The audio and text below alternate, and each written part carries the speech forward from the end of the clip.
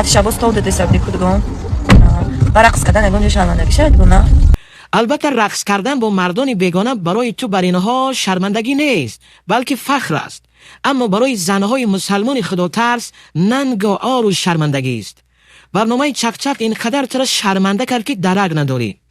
وقتی یک زنی بی حیا خودش به مثل عروس زیبا کرده در بین بقگله بدرویه و با آنها 7-8 کنه چی آبروش میمونه دیگه؟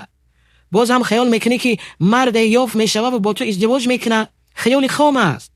تو با دستان خود را شرمنده کردی.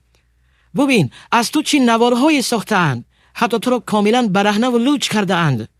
این نوارها دروغ است، حقیقت ندارد، این را همه میدونند. ولی وقتی با ایگیبک بختری در واقع بوسابوسی کردی و نوارش را در صحیفت گذاشتی و با فخر گفتی که من چنین کردم، خداوند چنین شرمنده کرد. حالا هم دیر نشده توبه کرده به سوی الله بازگرد. حالا هم تو نمیدونی که به نمایش برآمدن تو را چقدر شرمنده و رسوا می کند. عجب نیست که فردا یا پس فردا نوارهای فحش تو به نمایش برآید. چرا از سرنوشت دیگر بلاگران عبرت نمیگیری که نوارهای فحش آنها به نمایش برآمد؟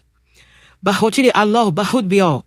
بیش از این الله را به غضب نآر. خوب اندیشه کن. الحمدلله من برای خودم آبرو دارم و من به آبرو زندگی کرده استم.